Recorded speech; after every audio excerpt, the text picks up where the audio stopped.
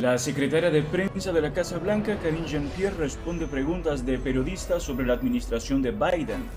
Ashish Jha, coordinador de respuesta al coronavirus, entrega detalles sobre la disponibilidad de las vacunas de refuerzo. Veamos la conferencia de prensa. Buenas tardes a todos. Ayer algunos de ustedes preguntaban por más sobre la visita que tendremos mañana del presidente de Israel. El presidente Biden está ansioso por recibir al presidente Herzog en la Casa Blanca mañana. Como saben, la visita va a destacar la alianza y amistad entre Estados Unidos e Israel. Ambos líderes van a sostener consultas sobre múltiples aspectos regionales y globales, incluyendo la amenaza que representa Irán y sus aliados.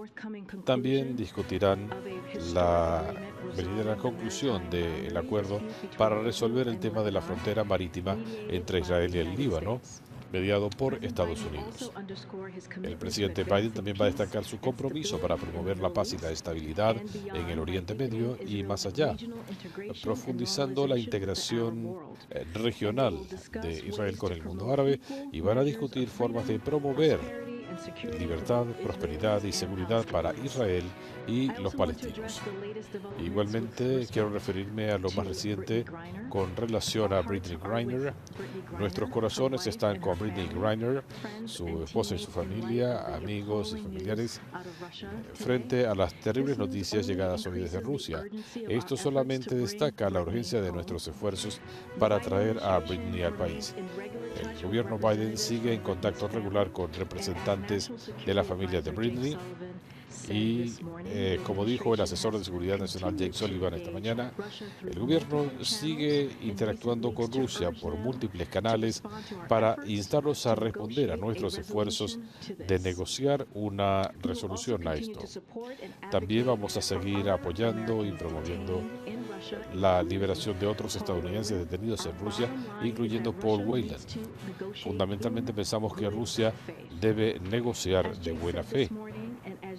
Como dijo Jake esta mañana y como he dicho yo misma varias veces aquí en este podio, el presidente ha demostrado que está dispuesto a dar pasos extraordinarios y tomar decisiones difíciles para traer a estos estadounidenses al país.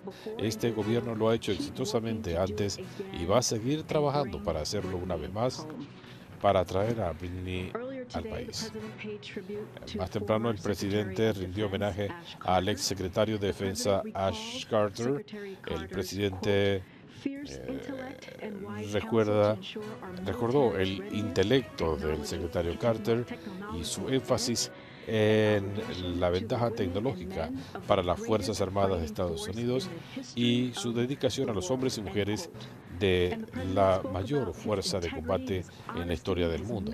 Destacó su integridad, sus múltiples logros históricos en nombre del personal militar y su compromiso con los veteranos del país en una vida dedicada al servicio público. Hemos perdido un gran estadounidense y el presidente y la primera dama comparten el luto de la familia Carter en el día de hoy.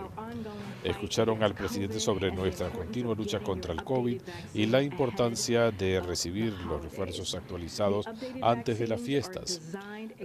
Las vacunas actualizadas han sido diseñadas para enfrentar el COVID en sus variantes actuales y tenemos la mejor protección si recibimos esta vacuna antes del invierno.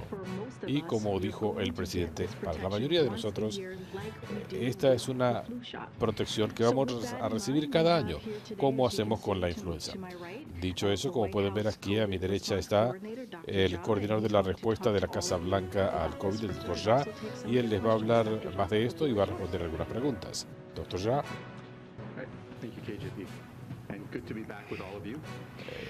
Gracias, un gusto estar de nuevo con ustedes. Ustedes escucharon al presidente, así que voy a ser breve antes de pasar a sus preguntas, pero voy a comenzar destacando el mensaje directo del presidente. Sabemos que durante el invierno, virus como el COVID se propagan con más facilidad. También vemos un repunte en virus como la influenza y el SRV, y estamos viendo variantes y aumento de casos y hospitalizaciones en Europa. Así que sabemos que hay unos retos por delante. Pero la gran noticia aquí es que, a diferencia de inviernos previos, esta vez estamos en control. Tenemos las herramientas necesarias para que la gente pueda tener una temporada de fiestas segura y lo más importante es recibir la vacuna actualizada. Así que hablemos de qué es lo que está en juego aquí. La vacuna actualizada se ha diseñado contra la variante BA5, la predominante en Estados Unidos, y aún algunas de las variantes como la BQ1 y otras son derivadas de la que tenemos aquí. Así que esta nueva vacuna debería brindar la mejor protección posible contra enfermedad y cuadros severos en invierno. Y permítanme ser claro, como les decía el presidente, para la mayoría de los estadounidenses, esto debería ser una vacuna anual como la de la influenza. Cuando el presidente asumió el cargo, se comprometió con algo que hemos hecho desde el primer día. El compromiso es que las vacunas debían seguir siendo accesibles, estar disponibles y ser gratuitas. Más de 20 millones de estadounidenses se han vacunado ya, incluyendo, por cierto, 1 de cada 5 ancianos. Un buen punto de partida, pero no es suficiente. Como dijo el presidente, necesitamos más personas que pongan de su parte. Estamos viendo lo que está haciendo el gobierno para movilizar a líderes comunitarios en esta campaña. Hemos lanzado anuncios en televisión, anuncios por radio, en redes sociales. Nos estamos concentrando en llegar al mayor sector posible de la comunidad, negros, latinos, comunidades rurales, y estamos poniendo un énfasis especial en los ancianos, porque sabemos desde el comienzo de la pandemia y sabemos actualmente que los ancianos tienen el mayor riesgo y son los que más se pueden beneficiar de las vacunas actualizadas. Estamos utilizando mensajeros confiables, médicos, líderes comunitarios, llevando la información a la gente. Y estamos estableciendo centros de vacunación donde está la gente, en hogares de ancianos, centros comunitarios, hasta en las carreras de autos de NASCAR, como vamos a hacer en Avondale, Arizona, en un par de semanas. Queremos llegar a millones de ancianos. Y como han escuchado de los dirigentes de las farmacias locales se están movilizando. Y esto es importante porque en las farmacias es donde la mayoría de los estadounidenses reciben sus vacunas. En conclusión, como dijo el presidente, necesitamos que todos, organizaciones comunitarias, médicos, líderes religiosos, todos pongan de su parte. Se trata de salvar las vidas de decenas de miles de estadounidenses este invierno. Sabemos que podemos hacer esto porque tenemos los instrumentos y los recursos. Y esto puede hacer que este invierno sea muy diferente al anterior o al previo. Así que gracias por permitirme pasar tiempo con ustedes y estoy ansioso por sus preguntas. Doctor, ¿a quién más? Usted hablaba de los equipos de protección personal y los recursos para enfrentar el invierno. ¿Hay suficientes equipos de protección personal, suficientes recursos? Mencionamos que hay 2 áreas donde no tendremos el nivel de recursos necesarios. Equipos de protección personal y pruebas, ambos elementos esenciales. Pero cuando el Congreso no hizo su trabajo, tuvimos que tomar decisiones difíciles y poner énfasis en las vacunas y tratamientos. Eso se traduce en que tenemos un déficit en ciertas áreas. Y el último punto sobre esto es que, en mi opinión, es inaceptable que el Congreso nos esté obligando a tomar estas decisiones en nombre del pueblo estadounidense. El país merece una respuesta al COVID que no quite de las pruebas para tener más vacunas, etc. Esto no es lo que nos ha puesto en manos el Congreso. El presidente hablaba de los inmunocomprometidos, decía que algunas vacunas pudieran no protegerlos. Al comienzo de la pandemia, se trataba de que la colectividad protegiera a los inmunocomprometidos. Ahora ustedes dicen que si usted pertenece a esa categoría, consulte a su médico. ¿Ha habido un cambio en la estrategia de cómo se debe hacer esto? ¿Sigue siendo una responsabilidad colectiva proteger a los inmunocomprometidos o ahora depende del individuo vulnerable? Pienso que como sociedad nos importan todos los estadounidenses, especialmente los más vulnerables. Creo que sigue siendo una responsabilidad colectiva y compartida de velar por los inmunocomprometidos. Y este es un término un tanto vago. Estamos hablando de gente con tratamientos contra el cáncer, que han recibido trasplantes, que tienen enfermedades autoinmunes. Así que estos son nuestros compatriotas. Cuando hablamos de estas variantes que están surgiendo, algunos de los recursos que tenemos, como las vacunas, pudieran no funcionar adecuadamente en lo adelante. Y eso es un reto. Y la falta de fondos del Congreso nos hace difícil reabastecer el botiquín nacional, por así decirlo. Cuando seguimos luchando contra este virus, debemos expandir nuestros recursos. Pero por falta de recursos estamos agotando esas reservas. Y eso pone a la gente vulnerable en situación de riesgo.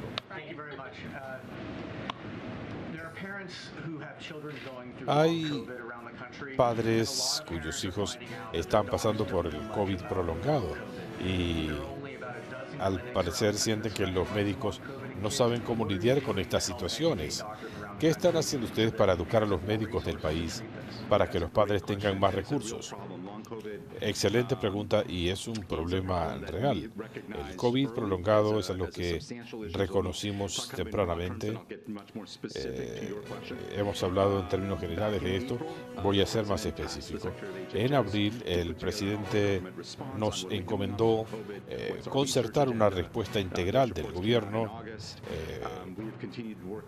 Hemos seguido trabajando y buscando formas de utilizar todos los recursos, políticas de discapacidad, Medicare, Medicaid, para tratar a las personas con COVID prolongado. Y hay un centro de estudios de recuperación donde se están armando grupos, desarrollando tratamientos, así que hay mucho trabajo que se está haciendo en el gobierno federal porque esta es una prioridad muy importante. El problema es que la comunidad médica habla de COVID prolongado, pero no es una sola enfermedad, pueden ser múltiples cosas que se manifiestan.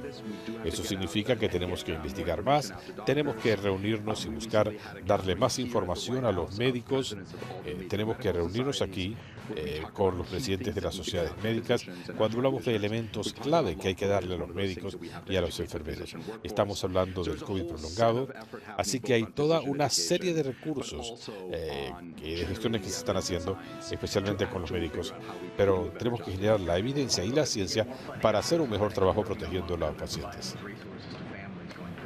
Y en cuanto a los recursos para las familias, hay fondos para investigación a través de los Institutos Nacionales de Salud.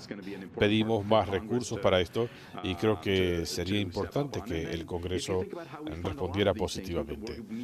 Si hablan de los fondos para estas cosas, Medicare, Medicaid y otras entidades están pagando por esto para cubrir a individuos con COVID prolongado. Tenemos que tener los códigos apropiados, reembolsar a los proveedores, así que es mucho trabajo que se está haciendo para poder identificar a las personas con COVID prolongado y tratarlos. Volviendo a la solicitud de fondos, la Casa Blanca pidió 22 millones, 4 millones son para asistencia internacional. Desde la perspectiva de salud pública, ¿por qué los contribuyentes deberían costear 4 millones de dólares en respuestas internacionales? Absolutamente. Brotes globales, una emergencia global de salud. Esto amerita una respuesta global. Y este gobierno se ha basado en eso. Estados Unidos tiene más vacunas que nadie en el mundo. El problema en este momento no es ya en el suministro de vacunas, sino en la vacunación en sí. Y debo decir que cada una de las variantes que ha llegado a Estados Unidos ha venido desde el extranjero. Así que esa noción de que podemos aislarnos del resto del mundo es algo ingenuo. Así no funcionan los virus. Así que si pensamos desde un interés totalmente mezquino, de cualquier manera, hay un riesgo.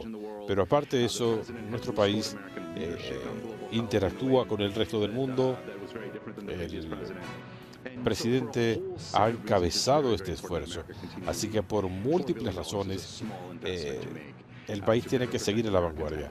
$4 millones es una cantidad mínima para proteger mejor a los estadounidenses del mundo. El presidente Biden hablaba hoy que no hay suficientes personas vacunándose, pero hace algunas semanas usted mismo decía que no había metas concretas.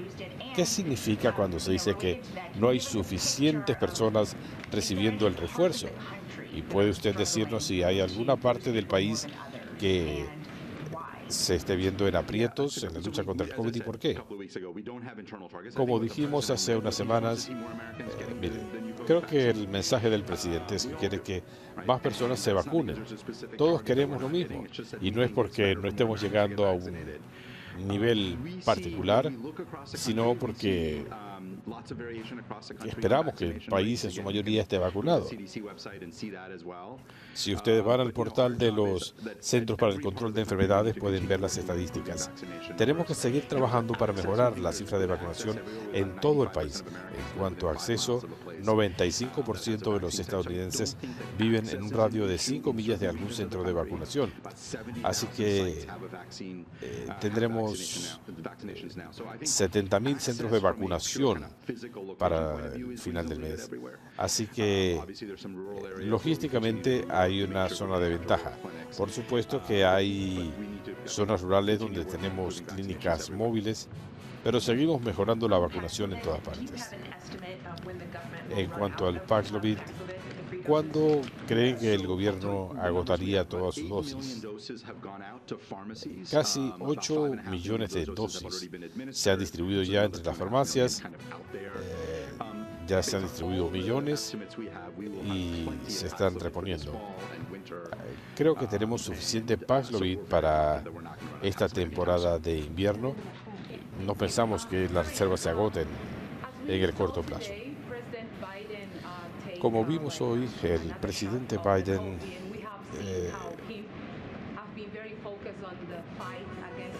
se ha estado concentrando en la lucha contra el COVID y también cómo Estados Unidos ha donado algunas vacunas a países africanos. Pero lo que me llama la atención es Guinea Ecuatorial.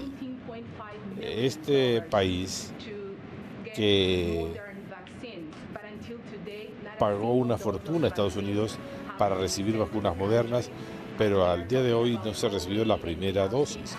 Cuando hablamos del COVID, de la situación que se vive en el país y la lucha contra el COVID, ¿alguna actualización de cuándo zarparían los buques a Guinea Ecuatorial? Considerando que hay un número tan elevado de personas afectadas, las vacunas nunca le fueron enviadas. Mire, yo no tengo actualización específica sobre este tema, pero le puedo decir que seguimos poniendo las vacunas gratuitamente disponibles en muchos lugares, incluyendo algunos países de bajos ingresos. Hay casi 100 países elegibles para recibir vacunas gratis a través de COVAX. Con todo, nosotros donamos las medicinas y no tengo los detalles específicos. En cuanto a su impresión inicial, ¿qué opina usted de la situación en la Comunidad Nacional de Salud Pública? Debo decir que en base a la información que tenemos, no hemos tenido educación personalizada en muchas escuelas. Cuando el presidente asumió su cargo, la mitad de las escuelas en el país operaban de esta manera. Esto permitió cubrir 99% de las escuelas. El presidente ha sido muy claro en que la educación presencial es la más efectiva y el gobierno está comprometido con esto.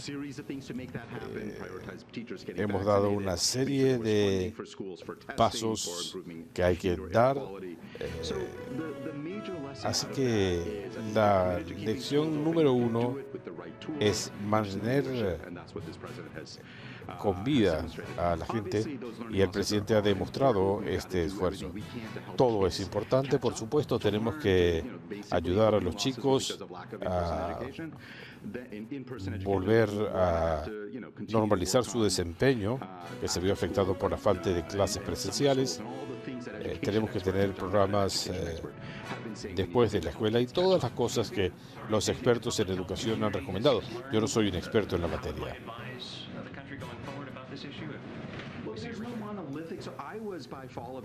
¿Qué pasará en el futuro con el país? Miren, no hay una respuesta monolítica. Muchos abogábamos por la educación presencial, otros no. Esto es muy útil para los niños. No existe una sola opinión, pero la mayoría de nosotros sí cree en luchar contra la pandemia.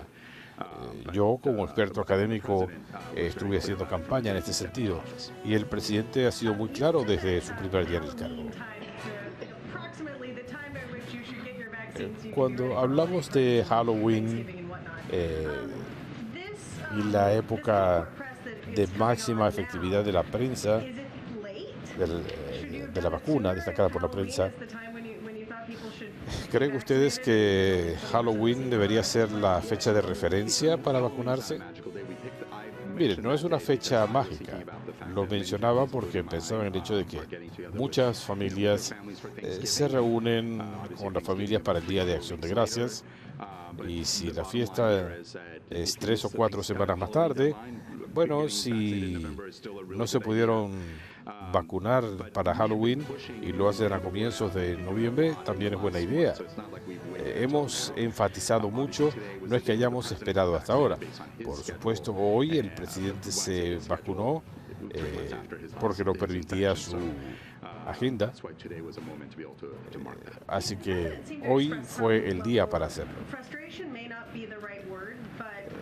Quizá la palabra indicada no sea frustración, pero quizá más bien exasperación por las divisiones respecto a la gente que se quiere vacunar y los que no, los que dicen vamos a hablar de esto o no. Hay un sentido de exasperación respecto a la disponibilidad de la gente a hacer esto. Mire, estas son cuestiones de salud pública y no se trata de un asunto político. Esto es seguridad nacional. Queremos proteger al país y las vidas de de la clase media, de todos. El COVID, mire, la promoción de la vacunación va a evitar más muertes. Vamos a hacer lo máximo posible. Como dijo el presidente, fue una declaración muy clara de qué es lo que vamos a hacer desde el gobierno, porque esta es la respuesta idónea de salud pública en este momento: proteger a la gente, especialmente a los ancianos que corren el mayor riesgo. En cuanto a enfermedades respiratorias pediátricas, hay una limitación en la disponibilidad de camas en los hospitales. Piensan que esto se puede propagar aún más. ¿Y qué le dicen a los padres que se ven en aprietos para conseguir dónde tratar a sus hijos. Estamos viendo el surgimiento de 3 virus respiratorios casi simultáneamente.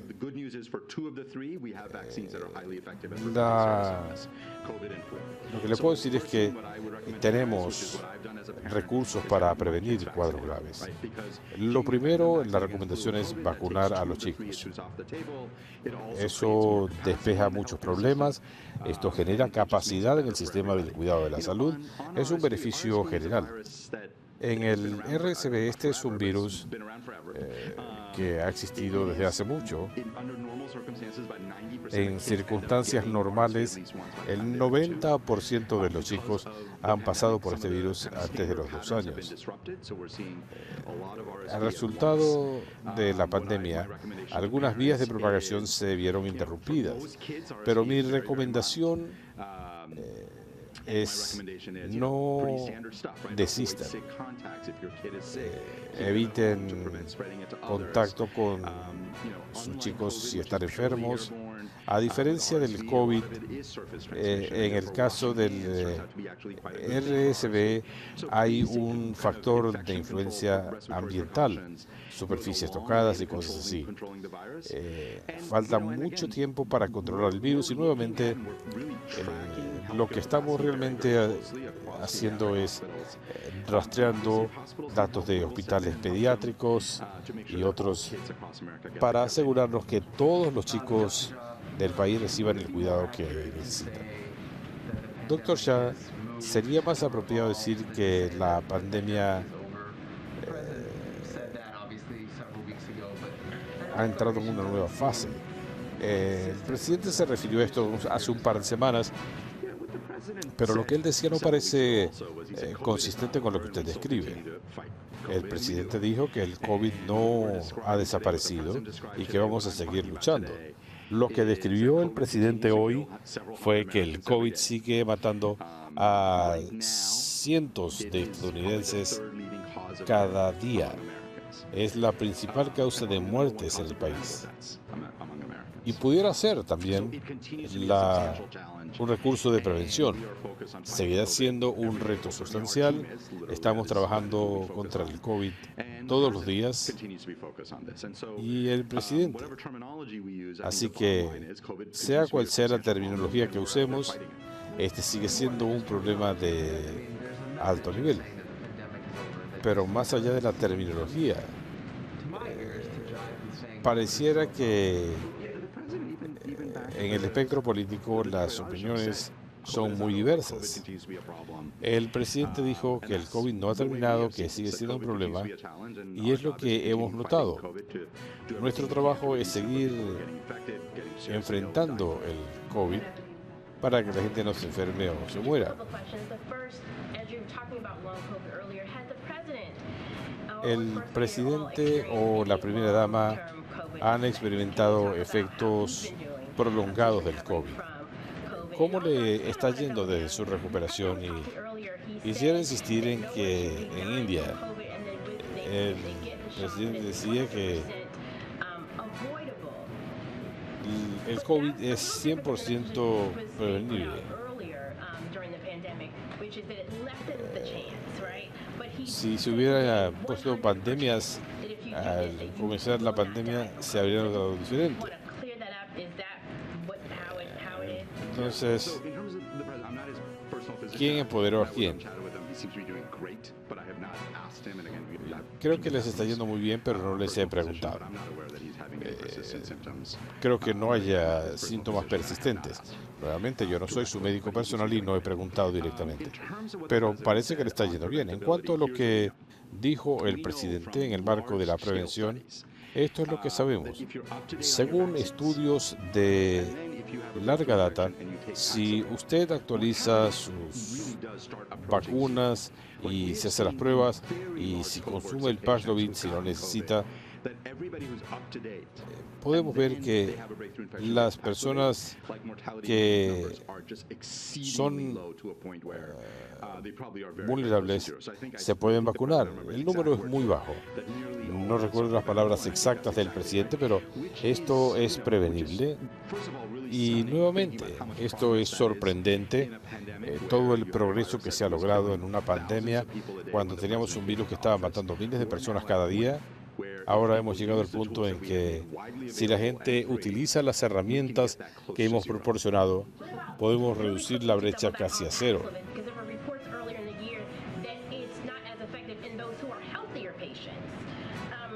En cuanto al presidente y la manera de balsa, pareciera haber una diferencia aquí. Mire, esto es lo que sabemos del Paxlovid. Los mayores beneficios son en las personas de alto riesgo. Esto ocurre con todas las medicinas. Las personas de menor riesgo tienen enormes beneficios de Paxlovid. Lo he dicho muchas veces públicamente. Cualquier persona con más de 50 años se beneficia del tratamiento. En términos de costo-efectividad, el costo es trivial. Así que creo que a todos les iría mejor si se vacunan.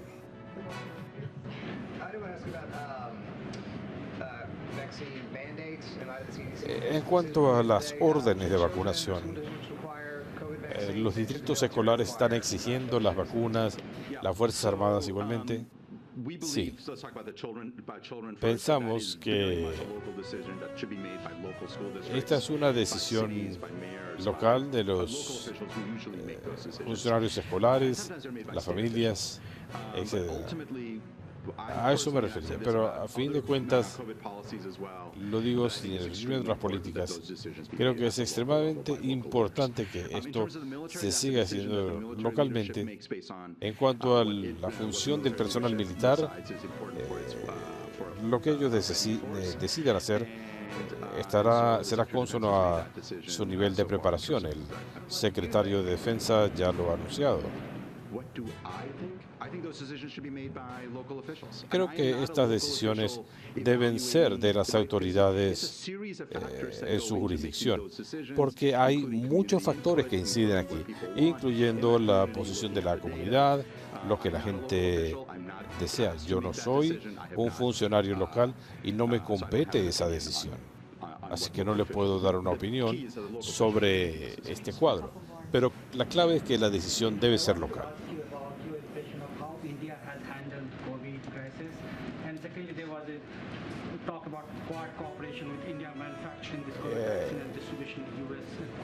¿Han considerado ustedes cooperar con India debido a la cantidad de dinero que este país está invirtiendo en investigación? Sabemos que por la capacidad manufacturera del mundo, entiendo por qué esto es difícil. La demanda global de vacunas ha disminuido. Producimos múltiples banderas. Por eso esto es tan importante para este gobierno. Y India es un fabricante de talla mundial. En cuanto al RSV, ¿qué vacunas, qué tipo de preparación están recomendando? Y le recomendaría a los padres que vuelvan a ponerle mascarillas a los chicos. Pareciera que hay un cuadro de enfermedad rampante en el país. En este momento no tenemos una vacuna para este sector de la población, así que no podemos comentar. Lo más importante es pensar en los patrones de migración de nuestra especie. La pregunta aquí es, ¿qué otras cosas recomendarían ustedes, considerando todo por lo que han pasado en la última semana? Mire, lo que yo diría es que hay una serie de problemas respiratorios que tenemos que enfrentar y creo que lo más útil cuando la gente está enferma es mantener a los chicos en la casa. Quizás sea el principal recurso de prevención y evitar contactos con otros chicos enfermos. Es un reto, lo sé, pero es quizá lo más importante que podemos hacer. Nuevamente, cada enfermedad respiratoria es diferente, pero hay suficientes datos de el resfrío y la influenza. Así que esto es muy importante. Las mascarillas sabemos que funcionan con el COVID y hay una serie de cosas que pueden hacer los padres. Yo creo que lo más importante es evitar contacto con personas enfermas y mantener a los chicos a resguardo si están enfermos. Pero hay otras cosas que se pueden hacer también. Quisiera darle seguimiento a la pregunta de mi colega y tengo otra pregunta.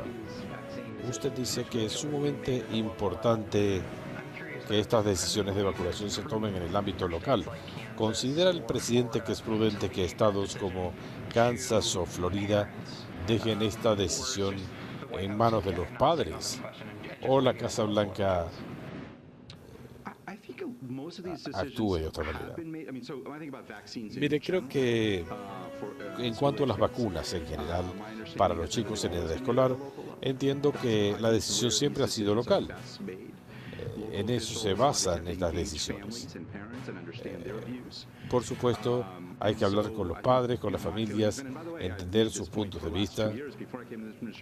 Y miren, estas son decisiones locales, de funcionarios locales que entienden la comunidad en la que trabajan. Y usted mencionaba también más temprano que una razón por la que es tan importante que Estados Unidos no abandone la respuesta global al COVID es porque estas variantes han llegado desde el extranjero. Alguna posición de la Casa Blanca que los Institutos Nacionales de Salud aprobaron recientemente otra subvención para investigar el COVID. ¿Piensan revisar esta posición? Mire, nosotros no nos involucramos en las decisiones de los Institutos Nacionales de Salud o sobre los planes que se apoyan. No tengo más que decir. En cuanto a una vacuna extensa, algo que le puedan decir a la gente. Buena pregunta y creo que esto merita perspectiva. Hemos actualizado las vacunas, eso es excelente, pero el virus sigue aquí, así que eso es algo que sabemos. Y si verdaderamente queremos derrotar a este virus, tenemos que tener los recursos apropiados. Es muy importante. Hay muy buen trabajo científico que se ha hecho dentro del gobierno y en laboratorios académicos y privados del país. Y esta es una de las áreas donde se requieren fondos del Congreso. Entre lo que hemos descrito, esto acelera la disponibilidad de vacunas. Para más adelante, es importante que los padres lleven a sus hijos a vacunar y después bloquear la transmisión guardando las distancias. Será difícil hacer esto sin fondos del Congreso. Así que estamos pidiendo los fondos para apoyar estos programas porque la ciencia es muy importante y debido a esa importancia y que esto va a tomar años en desarrollarse, creo que es una función muy importante para el gobierno, agilizando la ciencia y la información científica. Esto ayudará en gran medida al pueblo estadounidense. Muchas gracias, Dr. Shah.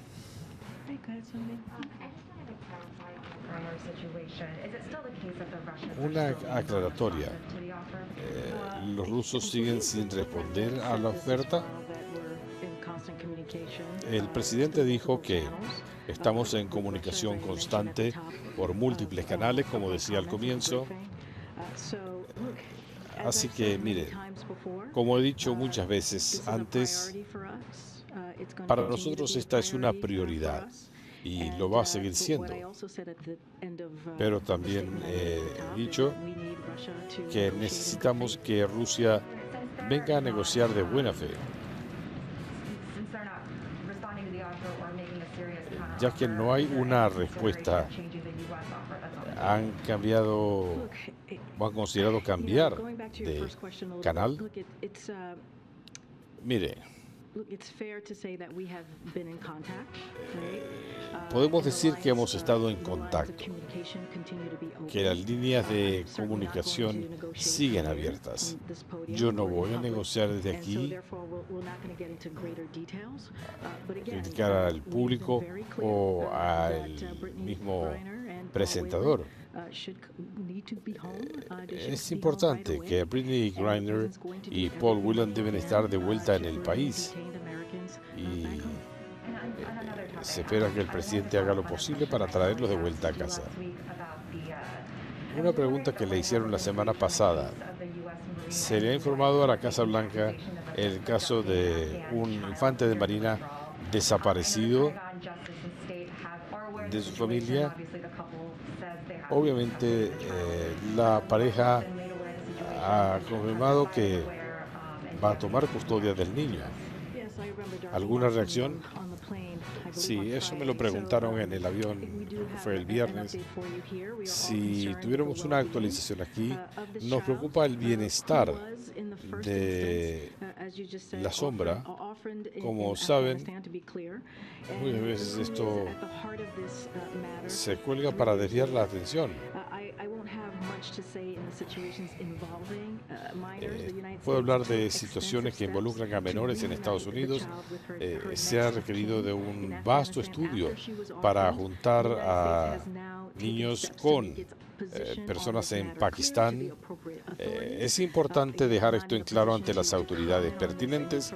Yo no puedo comentar más allá que esto en cualquier litigio en progreso. Así que lo remitiría al Departamento de Justicia para más comentarios.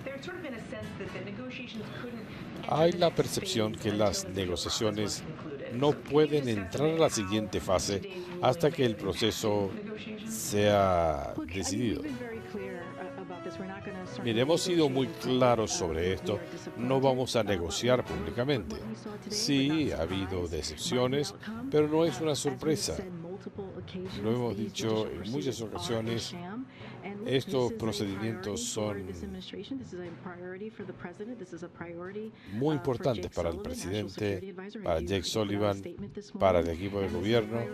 Todos presentaron una propuesta más temprano y esto va a elevarse hasta el Departamento de Estado para que esto sea algo que se complete y podamos traerlos de vuelta a casa cuanto antes.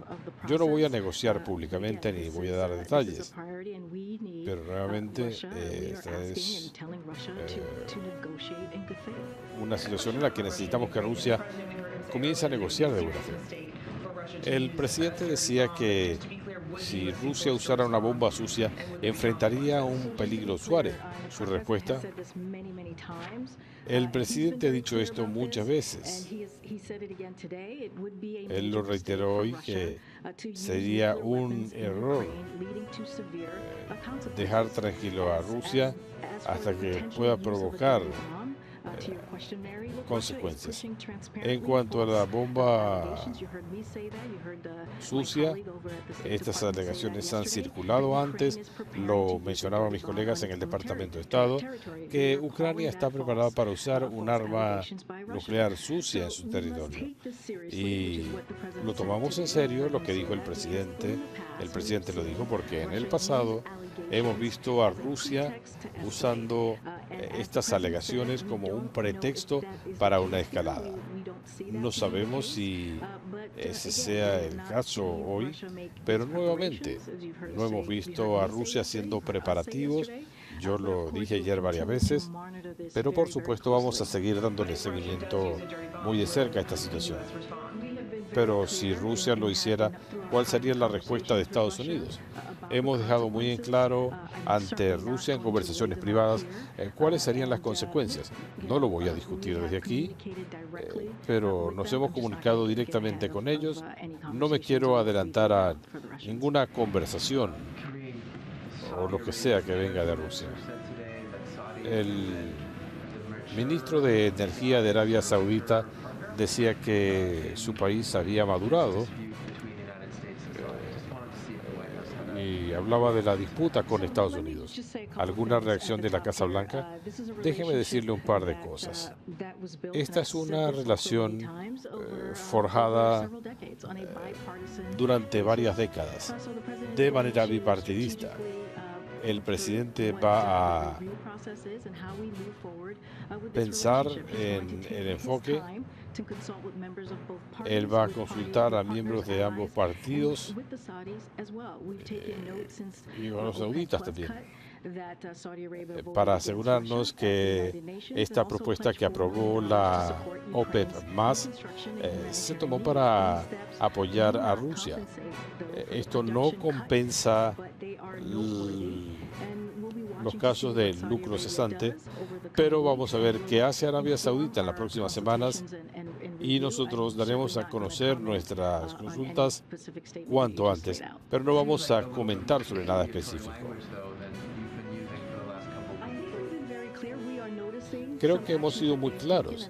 Hemos notado algunas medidas que han tomado, como dije, en las Naciones Unidas, lo que ha podido hacer Arabia Saudita.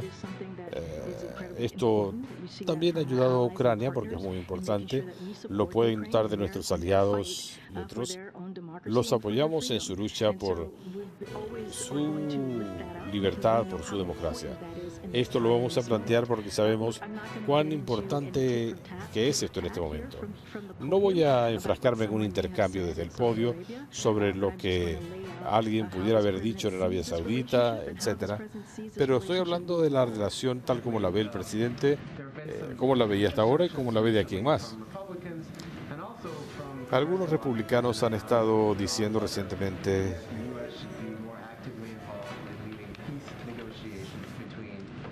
que Estados Unidos se vería en aprietos dependiendo de ciertos resultados electorales. Mire, esto depende de Ucrania y del presidente Zelensky. No va a haber decisiones sobre Ucrania sin la participación de Ucrania. Lo hemos visto hoy, lo hemos visto en el curso de más de un año. Queremos asegurarnos que Ucrania tiene lo que necesita. La guerra es en Ucrania y por eso estamos remitiendo la asistencia de seguridad y la asistencia económica y lo van a seguir viendo de parte nuestra y de nuestros aliados. Queremos asegurarnos de hacer esto para fortalecerlos en el campo de batalla o donde sea, para que puedan negociar. Pero nuevamente dependerá del presidente Zelensky y él tomará esa decisión para su país.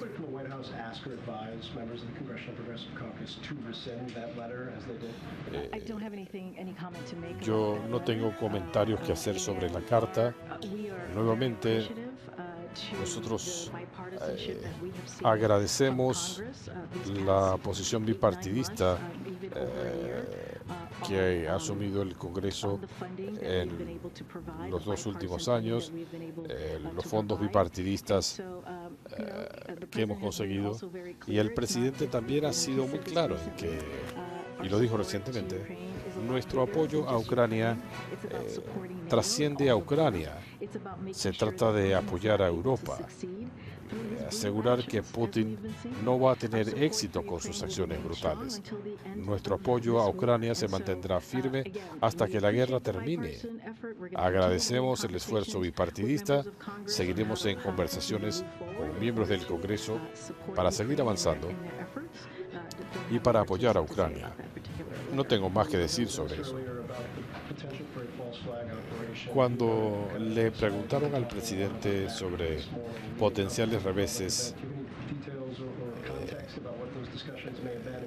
él dijo que eso no era un problema. Bien, el presidente, como saben, ha estado sumamente involucrado durante los últimos meses en lo que está ocurriendo en Ucrania, en esta guerra no provocada del presidente Putin.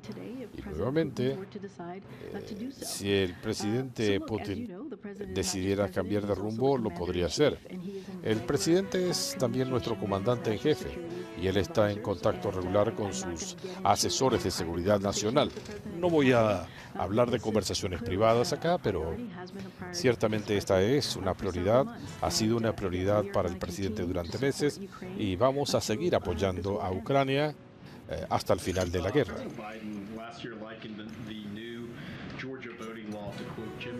El presidente Biden criticó la nueva ley electoral de Georgia.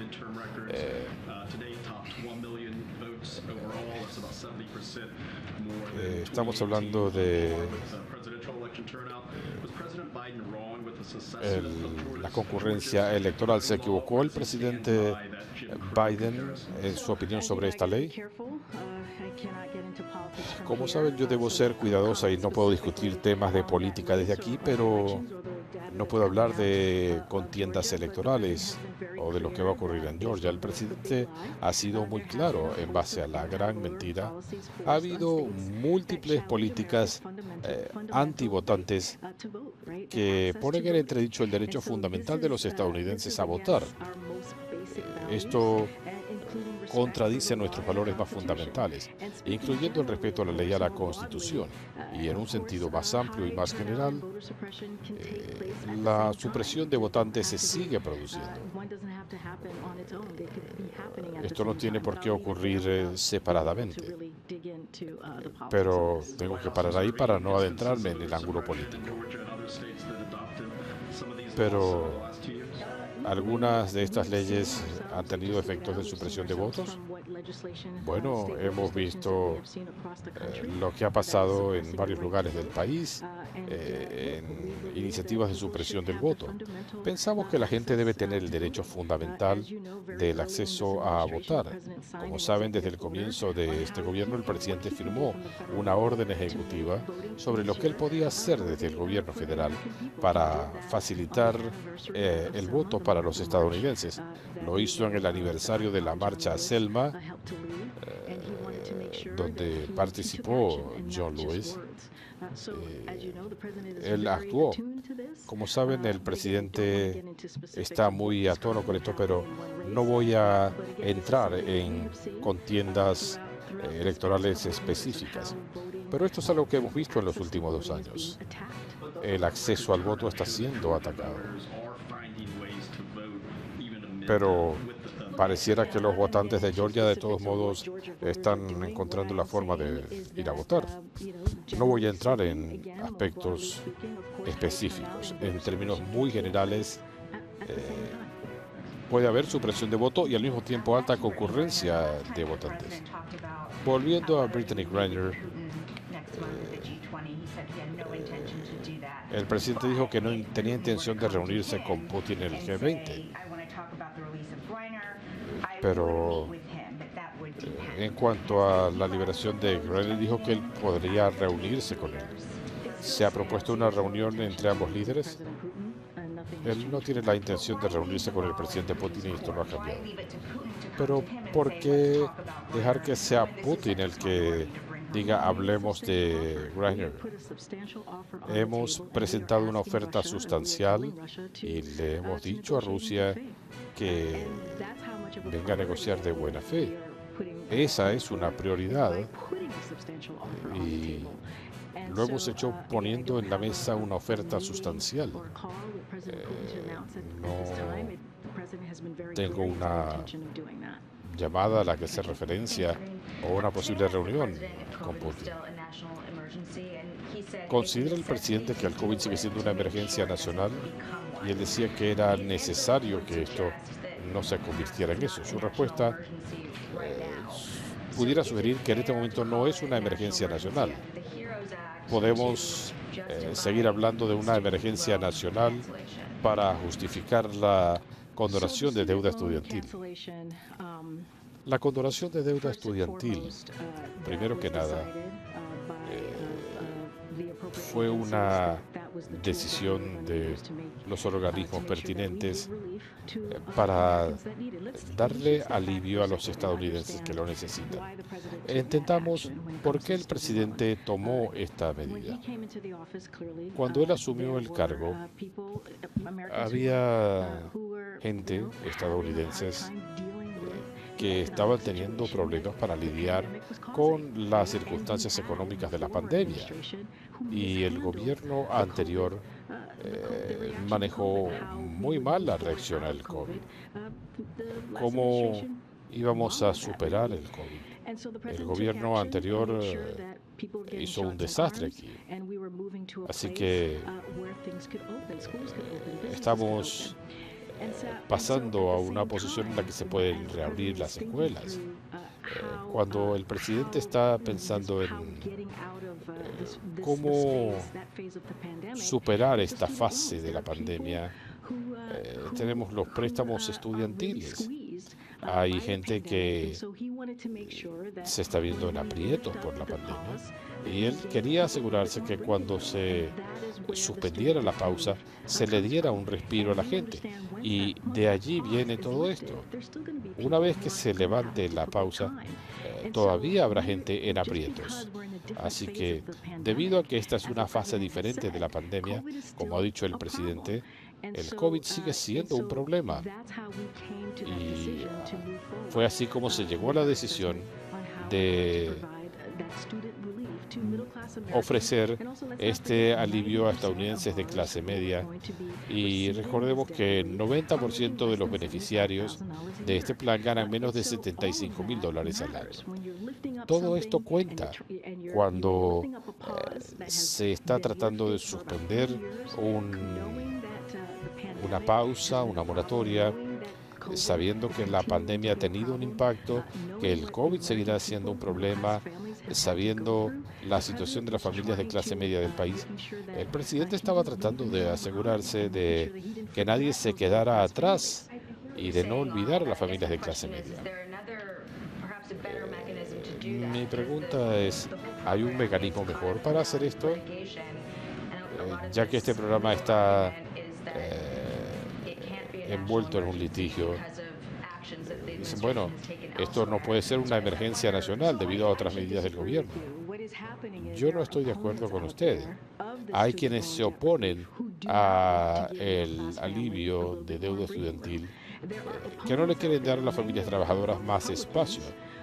Muchos de los que se oponen, republicanos, no quieren que el 90% de los estadounidenses que ganan $75,000 al año o menos reciban estos beneficios para pagar la cuota inicial de una vivienda, para educar a sus hijos.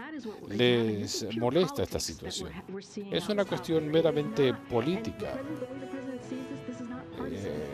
El presidente no considera que esto sea un asunto partidista. ¿Cuál sería el criterio para que el país declare que esto no es una emergencia nacional? No podemos olvidar que el COVID sigue siendo un problema. El doctor Shah quería venir aquí a hablarles porque ustedes son el canal de comunicación con el pueblo estadounidense y queríamos que el país supiera que hay una nueva vacuna disponible y se tiene que vacunar porque esa nueva vacuna los va a ayudar antes de que llegue el invierno.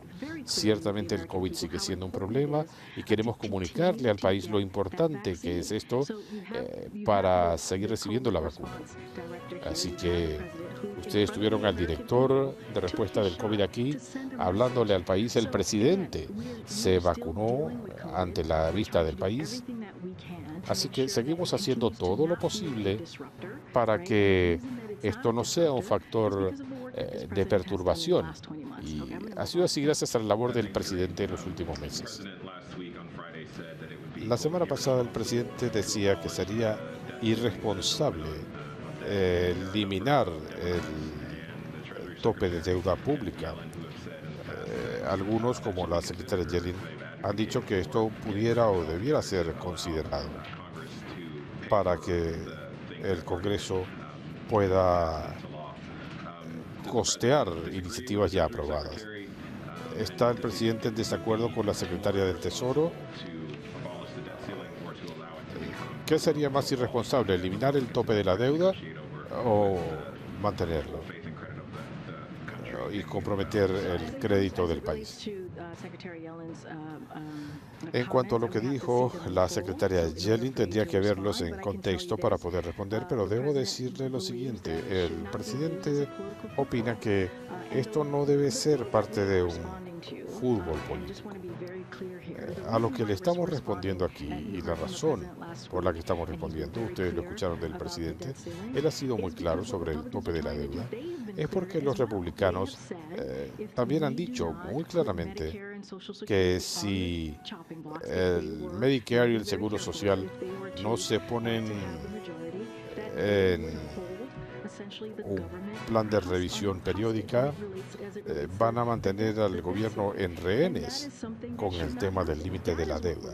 Y eso no puede ser. De eso es de lo que estamos hablando. Hay que denunciar lo que están haciendo los republicanos.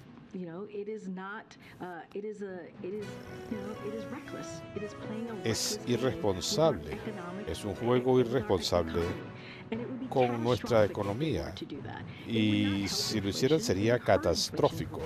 Esto agravaría la inflación, incrementaría los costos para los ancianos, para las familias estadounidenses.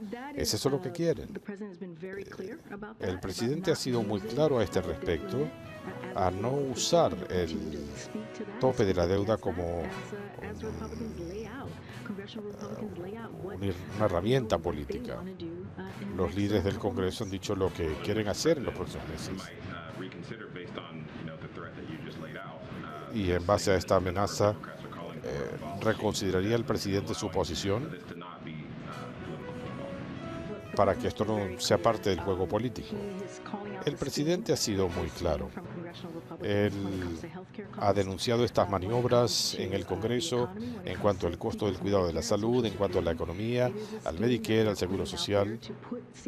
Es una maniobra que están haciendo para doblegar a los ancianos, y eso es vergonzoso. Esta es una conversación que debemos tener, esto se debe denunciar, y en cuanto al límite de la deuda, esto no debe ser parte del juego político. En cuanto a Elon Musk, ¿pueden ustedes aclarar? Dicen ustedes que nadie en el gobierno está considerando alguna revisión de seguridad nacional sobre Starlink u otros emprendimientos de Elon Musk. Le puedo decir que no sé de ninguna discusión en ese sentido.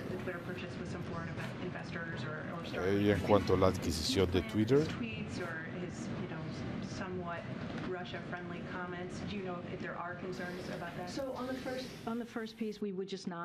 algunos comentarios que se pudieran considerar como prorrusos. Mira, en cuanto a la adquisición de Twitter, nosotros no haríamos comentarios de esos desde aquí, no comentamos sobre transacciones. Sus comentarios sobre Ucrania, sobre concesión de territorios, el señor Musk ha sido muy claro en esto, hablando en su condición de ciudadano privado. Nuestra posición es muy clara sobre cómo vemos la evolución de este proceso. Esto depende de Ucrania.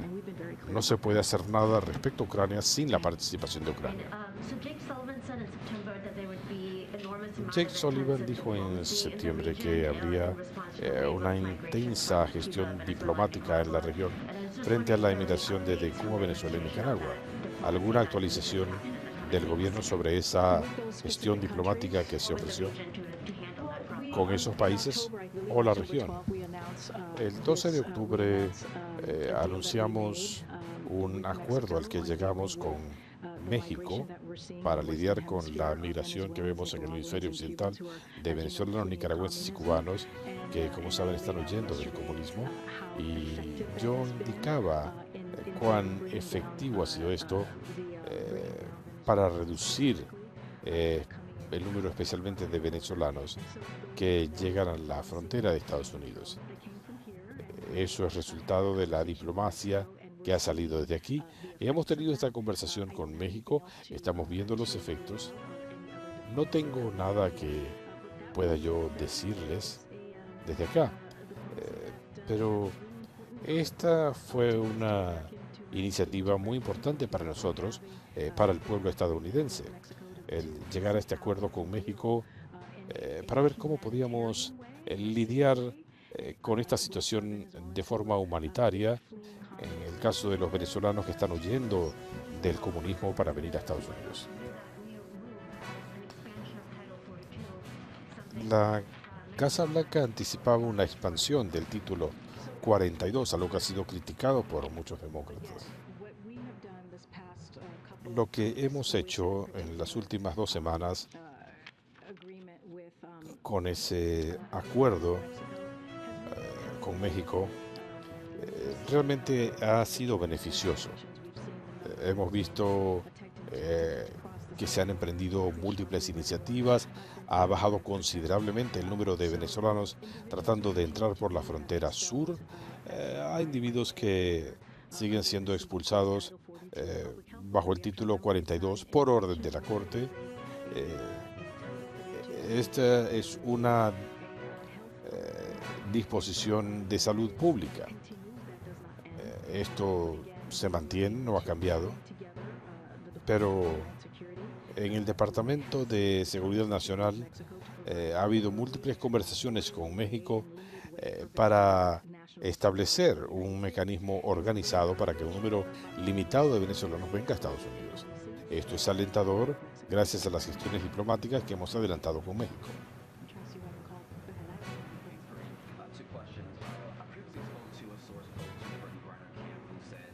En cuanto al caso de Brittney Griner, hay preocupación por el impacto que esto pudiera tener en el mundo del deporte, la posible detención de atletas por razones geopolíticas. Esa es una preocupación para la Casa Blanca. El Departamento de Estado ha sido muy claro al darle guía a los atletas y a otros viajeros, cosas que deben tener presentes cuando visitan otros países. Así que yo les diría a quienes no saben si pueden o deben viajar, que se pongan en contacto con el Departamento de Estado. Y ellos han sido muy claros en este sentido. Ellos envían lineamientos cuando hay problemas con los viajes a ciertos países, y nosotros lo hemos anunciado muchas veces desde aquí. Las actitudes de ciertos países indicando por qué no se recomendaría viajar en estas circunstancias. El grupo de Stephen Miller está canalizando vastas cantidades de dinero para llegar a comunidades negras y latinas, hablando de iniciativas del gobierno de Biden contra hijos de minorías de la comunidad trans. Debo ser cuidadosa porque usted está hablando de un anuncio político. Yo no puedo responder directamente, pero sí le puedo decir lo siguiente. El presidente ha sido muy claro, y él lo ha dicho, que vamos a continuar defendiendo los derechos de la comunidad transgénero como derechos humanos. En cuanto al nuevo primer ministro de Gran Bretaña, el presidente lo ha llamado o se ha pautado alguna reunión, y considerando la relación bilateral hay múltiples asuntos de interés común. ¿Ha habido algún contacto?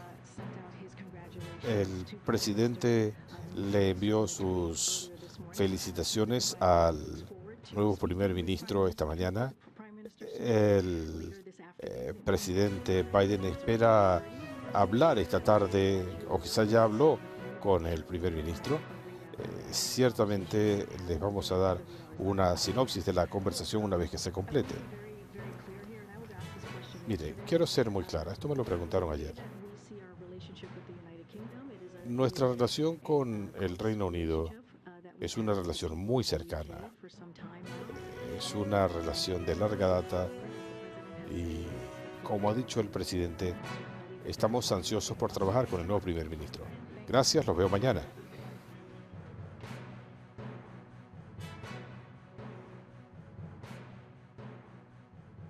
Eso es todo por ahora. No olviden comentar y suscribirse. Hasta el próximo video.